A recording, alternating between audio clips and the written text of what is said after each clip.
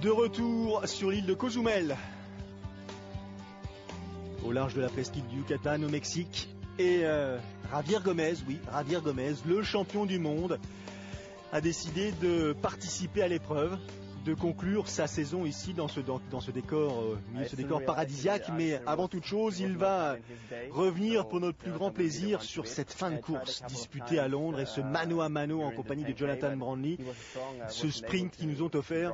Et Javier insiste un tout petit peu sur le fait qu'il a dû jauger tout au long des 10 km à pied, je dirais l'attitude ou du moins l'initiative possible que aurait pu prendre Jonathan Brandley, et qu'il a, après moult hésitations, attendu le dernier moment et peut-être profité du fait que Jonathan Brandley n'avait pas évalué à sa juste mesure la force du vent.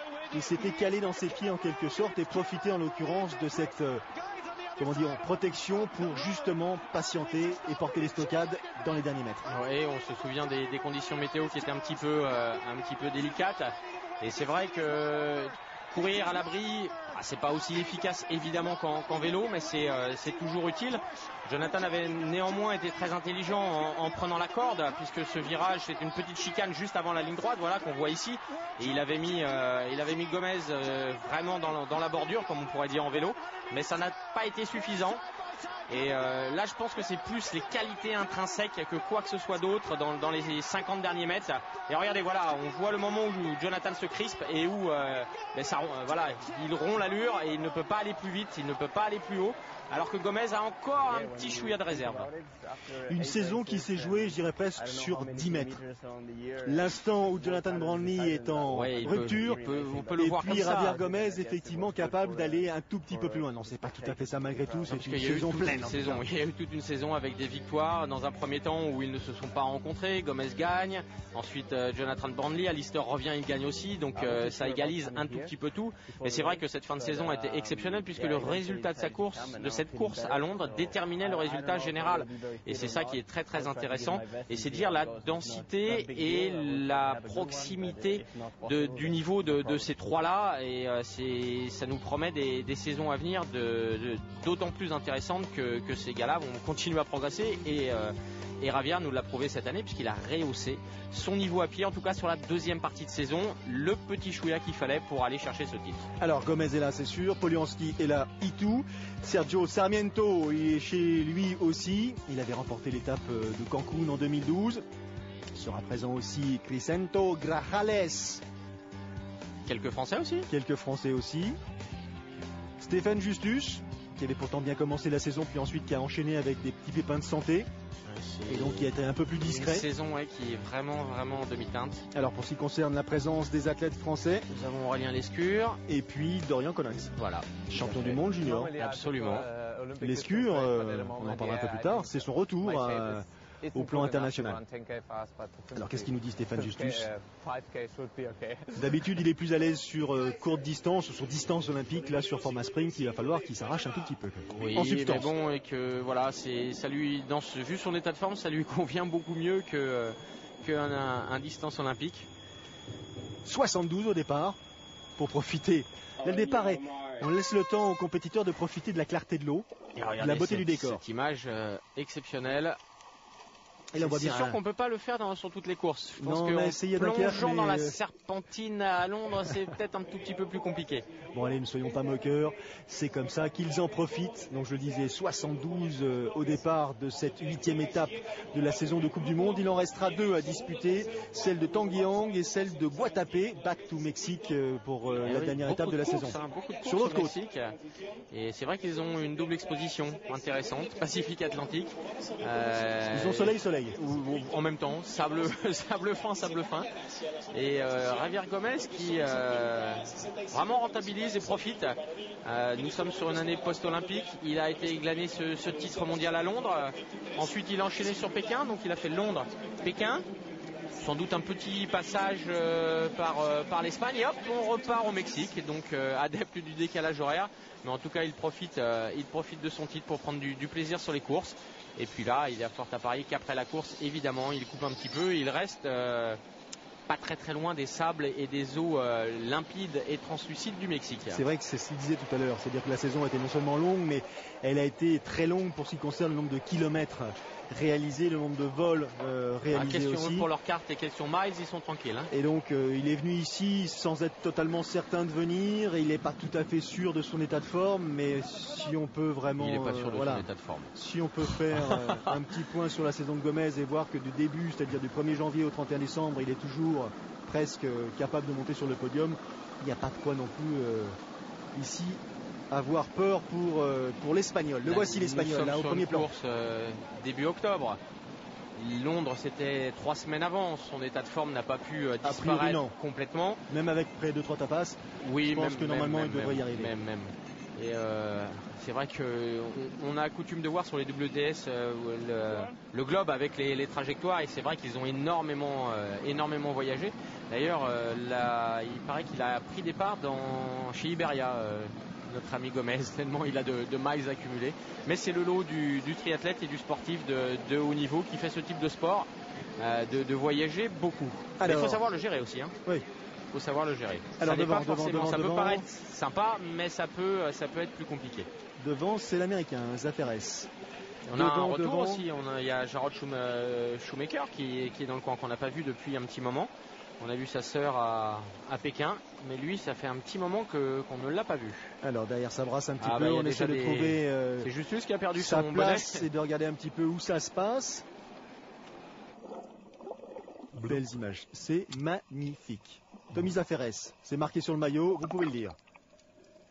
L'Américain devant normalement le Brésilien Marcus Vinicius Fernandez. Et puis derrière Vinicius. D'accord. Un Sud-Africain, facile à reconnaître, un autre Brésilien. Et Colucci est là. On a aperçu Gomez. Colucci est toujours là. Colucci est toujours là.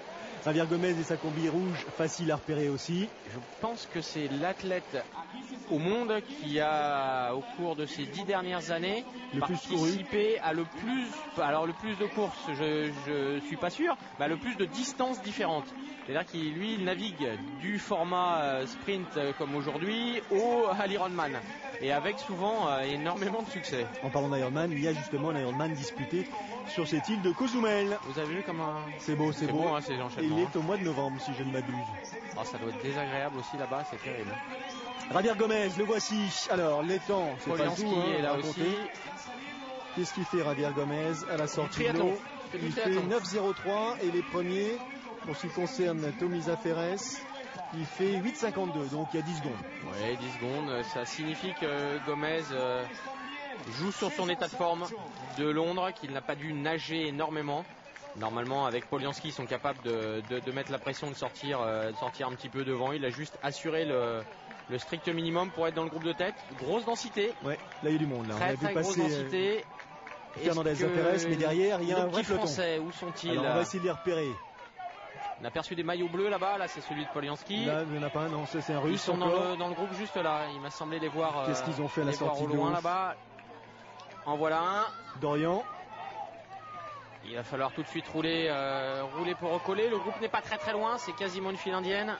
Aurélien est sorti en 9,27 de l'eau, c'est-à-dire aller à 35 secondes, 38 secondes des premiers. Et une 25 secondes de Gomez. Donc il faut tout de suite recoller. Le format est court, 20 km en vélo. En fonction de, ça n'a pas l'air de s'organiser phénoménalement devant. Donc les Français doivent pouvoir recoller. Alors Stéphane Justus a priori derrière Fernandez qui fait le... Alors vous parliez de position sur le vélo, oui. Mais là notre ami brésilien, on a l'impression que son vélo est un vélo trop petit pour lui. Ouais. Donc là ça s'est regroupé. Ça c'est du groupe. Alors, deuxième peloton à une douzaine de secondes. Recolle tout de suite. Où est-ce qu'ils sont les Français? Ils sont là a priori. Oui, Aurélien est là. Voilà, il va sans doute recoller. On sait qu'il a un niveau à pied qui est très très intéressant. On l'a vu sur certaines courses, on l'a vu courir quasiment au niveau de Laurent Vidal. Donc c'est quand même une référence sur les WTS. Lui qui a été vice-champion de France en 2011. Oui, parce qu'en 2012, il a, je dirais pas disparu de la circulation, grosse année consacrée à la récupération, coup de moins bien, fatigue, virus. Il avait mis l'année entre parenthèses. Il a bien fait, parce que d'abord il n'avait pas le choix, mais surtout ça lui a permis de mieux récupérer et d'attaquer sa saison 2013 sur de meilleures bases, effectivement. Il faut savoir le faire. Et Gomez, tranquille. Et là le peloton est énorme. Tout le monde est là. Donc, Pour le demi-tour, là, il y a embouteillage il y a et du là on monde a quand même, intérêt hein. à prendre sa place. Hein. Et le groupe de chasse va rentrer. Regardez, à la faveur du ralentissement des derniers, hop, la jonction s'opère. Alors ce type de peloton avec ce type de parcours peut être favorable à des échappées, à des petites tentatives, à des petits coups en facteur. Il y a Buckingham qui est là-bas, l'anglais. Canouté, Buckingham, Polianski, j'ai vu aussi qu'il y avait Rotsagayev et puis Schumacher. Ouais, tout à fait. Quelques secondes d'avance. Alors on a du mal à évaluer l'écart qui sépare ce groupe de tête de ses poursuivants. 5 compétiteurs pour l'instant qui tentent leur chance. Ça s'organise un petit peu, mais derrière c'est en file indienne. C'est pas très loin, c'est un tout petit peu inorganisé derrière. La attention au chasse virage. est un petit peu. Ça va vite là.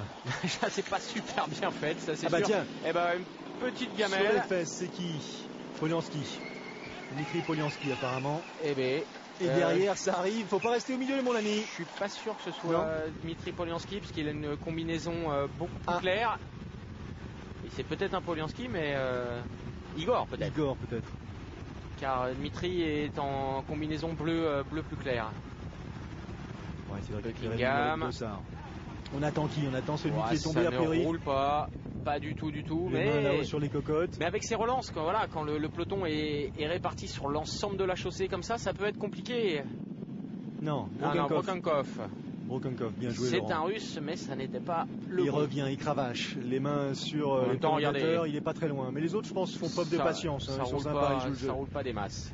Alors derrière, Arcadia, dossard 27, dossard numéro 17, toujours Carvalho. Des petites attaques en facteur, des petits trucs qui partent comme ça, comme ci, comme ça. Est-ce que vous connaissez de l'origine de cet adage, ou du moins de cette attaque en facteur, de cette légende de l'attaque en facteur? Eh bien, écoutez, je m'en sais. Peut-être dû à la position ou. D'accord. Est-ce que Jacques Tati serait dans le coup? Parce que pour livrer le courrier comme ça, il faut être sacrément efficace. Allez, c'est parti. On continue toujours pour l'instant avec les 5 premiers qui, à la faveur de ce troisième tour, ont pris quelques belles secondes d'avance sur le peloton derrière. Un peloton qui se met en file indienne parce qu'il a décidé de rehausser le rythme de ton aussi. Ça se organise un petit peu mieux. Il est là, il a l'abri. Il est calé. Bien calé.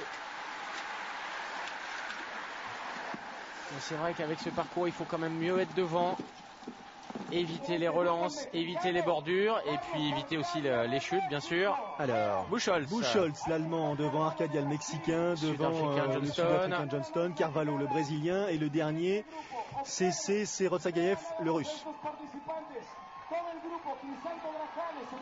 Et derrière le gros groupe avec nos Français. Johnston, le Sud-Africain. Allez, il faut faire une belle transition. Il y a beaucoup de monde. Où est Gomez? Bon, il arrive tranquillement, très prudent. Regardez, voilà, Dmitri Polianski est là. Et ça part très très vite. Alors, il va quand même sortir. Et il ne fait pas une transition éclair, Gomez. Là, il y en a quand même 52 devant qui sont partis. Et il va falloir remonter du monde. Cela dit, en course à pied, il devrait pas avoir trop de difficultés à retrouver la tête de course soupe Johnston. Sa foulée ne laisse pas augurer un avenir souriant. C'est sûr. C'est parti beaucoup moins vite. Alors il va quand même falloir pour Polianski et Gomez, qui sont parmi les favoris de cette course, accélérer, parce qu'il y a tout ce groupe à remonter. Et il y a quand même quelques paquets de secondes, 10-12 secondes par rapport à la tête de course. Cette transition qui a été très très moyenne. Et voilà, il a tout de suite pris les commandes. Alors Gomez avec Hoffman, l'américain, Aurélien Lescure, le français là. Voilà, dans la foulée de l'espagnol ou presque, et ça revient sur le mexicain. Allez, ça c'est terminé. Sur le bas-côté, une foulée à prendre, le brésilien, terminé. Il en reste combien devant? A priori il en reste 3. Sud-africain réglé, l'allemand terminé. Eh bien, il reste qui? Il reste un russe ou il est en tête? A priori il est en tête. Il est probablement repassé en tête et Aurélien est là. Oula, ça va vite là. Et regardez notre brésilien Colucci, toujours là. Abuin, l'espagnol, le voilà, Aurélien très très lucide, qui s'asperge, il est dans la foulée de Javier Gomez. Il faut pas lâcher cette foulée. S'il y en a une à pas lâcher, c'est bien celle-là. Elle devrait être efficace jusqu'au bout, celle-ci. Gros plan justement sur Javier Gomez. Aurélien semble avoir lâché un tout petit peu. Il est là. Il est là en 3e position. Colucci en 4e position. C'est un espagnol derrière Javier Gomez. Polianski qui mène le groupe de chasse. Et tout Oula, il y a des jambes lourdes, il y a des jambes lourdes, il faut relancer tout de suite. C'est compliqué, regardez là, à la faveur de ces 2 mètres, le Sud-Africain a pris une longueur au Mexicain. Ouh, c'est compliqué pour le compatriote de Javier Gomez. Comment s'appelle-t-il? Polianski, Savisberg est là aussi. On a aperçu Shoemaker aussi. Oui, il y a des bouches grandes ouvertes à Laurent. Ah bah non seulement Tutukin, il fait chaud, mais ça va vite. Donc regardez, tout le monde obligé de s'asperger. La température vraiment... Ils ne le savent pas, mais c'est de l'eau chaude dans les bouteilles. Oh, Justus qui est à la rue. Il est loin. Il a vraiment Carvalho, regardez, il souffre, tandis que lui, Javier Gomez, il domine de la tête et des épaules dans son style caractéristique, tout en puissance. Et oui, et il a lâché tout le monde. Demi-tour, et au même endroit que Nicolas Spirig. Mais quelle idée, glissade. Faites le demi-tour juste là, messieurs les organisateurs. Ils ont changé la moquette après le passage de l'Espagnol. Regardez, tout d'un coup, 30 mètres, Polianski devant Hoffman, devant Lescure. Savisberg n'est pas loin. Il faut s'accrocher, Aurélien. Allez, il y a une place à faire sur le podium, une place à prendre en Coupe du Monde, c'est toujours une bonne chose. Lui, il est serein. Javier Gomez. Très serein. Ni le moment de la saison, ni la température ne donne l'impression d'avoir de prise sur lui. Est-ce que ça a voulu derrière? Non. Hoffman, après Lescure est là, toujours. 3e position dans ce groupe. Bien calé derrière la foule américaine, à l'abri en quelque sorte. Sarmiento, ça coince là, Savisberg avec sa grande foulée caractéristique. Le grand Brésilien est là. Pérez, Nichols. C'est pas son prénom, c'est Pérez et Nichols. Nous sommes bien d'accord. Et oui, c'est là que ça va se passer parce que la première place, a priori, elle est acquise. Il reste 2 places vacantes sur le podium. Ils sont 4 a priori. Shoemaker a remplacé Hoffman, Polianski, Lescure. Oui, ça arrive. Aurélien est avec du beau monde. Il est en très bonne position pour s'étalonner. Très concentré. Attention au demi-tour. Attention. Ça use, c'est relance. Il mesure l'écart qui le sépare. Maintenant, il va contrôler. Ça y est. Aucune raison de finir au taquet. Ils ne sont plus que 3. Le Mexicain a lâché prise. Javier Gomez, direction la ligne d'arrivée en vainqueur a priori. Ça ne fait que très peu de doute quand il est calé sur cette allure. En plus, ces demi-tours lui permettent de savoir qui est derrière et qui fait quoi. Aurélien qui... On le sent pas mal là, Aurélien. Il est venu se mettre presque à la hauteur de Polianski, l'air de rien. C'est ça, il essaie. On a eu l'impression qu'il était trop tôt de faire l'effort. On a eu l'impression qu'il pouvait passer, qu'il s'est retenu un petit peu. La première place est là-bas, donc il faut jouer la deuxième. Savisberg, donc on a un homme en tête, ça c'est réglé, et 2 trios. Allez. Ça y est, Javier Gomez en termine. Derrière, ils ont réussi à maintenir l'écart. On a l'impression que ça sprint derrière. Oui, ça revient. Faut pas trop qu'il se relâche quand même, Javier. Un petit peu comme c'est Aurélien qui sprint. Je dirais de la même façon que Sarah Groff l'a fait dans la course féminine. Lors de la course féminine, c'est le Français là qui prend l'initiative. Avant le demi-tour, il reste la ligne droite pour aller jusqu'à la ligne d'arrivée. Est-ce qu'il y aura suffisamment de jus dans la machine pour aller jusqu'à cette ligne justement? Il a lâché Polianski. Schumacher est en train de s'accrocher, mais regardez, la foulée n'est pas la même. Il plante les clous, Schumacher. Aurélien, il est beaucoup plus fluide. Exactement, sa foulée est beaucoup plus dynamique. Et regardez, ça se rapproche. Il se rapproche de Javier. Et là, son objectif n'est plus simplement la 2e place, mais il peut avoir la 1re place. Regardez comme il revient vite. Et Javier qui ne se retourne pas. Et il revient c'est intéressant, étonnamment sur la foulée de l'Espagnol. Regardez, il n'y a plus que 5 mètres entre Javier Gomez et Aurélien Lescure. Et il a le point de mire là-bas. Il est en train de revenir. Est-ce qu'il le sait, l'Espagnol? Mais il s'est pas retourné. Il ne sait pas, l'Espagnol. S'il peut ne pas se retourner, c'est une bonne chose. Il va nous faire le coup du sprint? Non. Écoutez, regardez, Aurélien est revenu. Il ne le savait pas, je pense. Qui êtes-vous, jeune homme? Et Aurélien passe. Alors là, ce serait un coup de tonnerre phénoménal. Allez, Aurélien. Et il est malin, ce Gomez. Accrocher Javier Gomez à son palmarès, ça peut être une bonne chose. Étonnante position, étonnant finish. Aurélien Lescure pour son retour, je dirais, au plan international cette saison. Après quelques perfs, malgré tout. Il a pris une 8e place en Coupe d'Afrique à l'Araché cette année. Mais bon, rien à voir avec cette position ici lors de cette 8e étape de Coupe du Monde. À Cozumel. C'est pas Schumacher qui va revenir avec cette foulée-là. Vous avez une 8e place à l'Araché, moi j'avais une 3e. 3e. Sur mes fiches. Troisième, vous avez raison. 3e place, oui. Oh, 1000 excuses.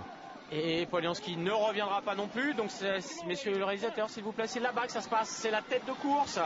le sprint, car il va y avoir un sprint à moins qu'Aurélien. Il est toujours devant, Aurélien. Il est toujours devant. Gomez lâche prise. Oh, il est à 2 mètres. Il est tout rouge, notre ami. Oh, il est capable de refaire l'effort, l'Espagnol, pour porter les stockades. C'est terrible, c'est terrible. Allez, il Aurélien. est encore dans la capacité de trouver la force nécessaire pour venir griller Aurélien sur le fil ou presque. Ah, quelle course. Et oui, mais il est costaud dans ces dernières dizaines de mètres là. Il est vraiment très très fort. Il a cru, il a géré, cru. mais Aurélien est là, il est au contact. Et d'ailleurs, il fait quasiment évidemment le même temps que lui à pied. Et la sprint pour la 3e position. Troisième position pour...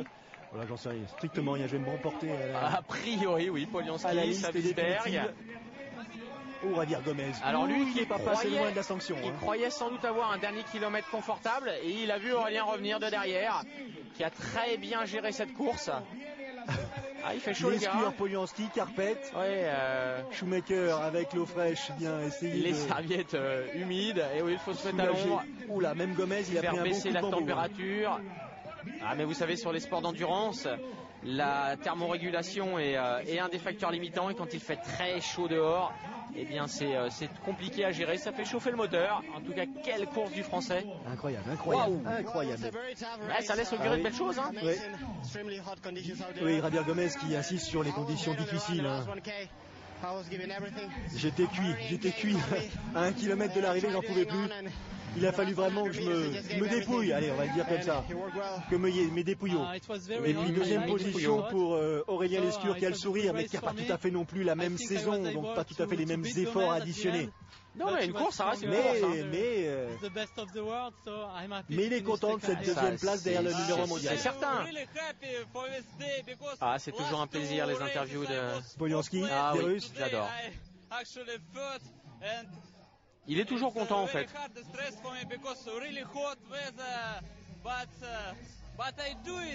Et oui, il l'a fait. La saison était longue, cette course était compliquée, mais il l'a fait. C'était sa dernière course, comme beaucoup, on le disait tout à l'heure. Regardez, lui il part en vacances à Cancun. Exactement, le classement, les écarts, et encore une fois la 2e place d'Aurélien Lescure à 2 petites secondes.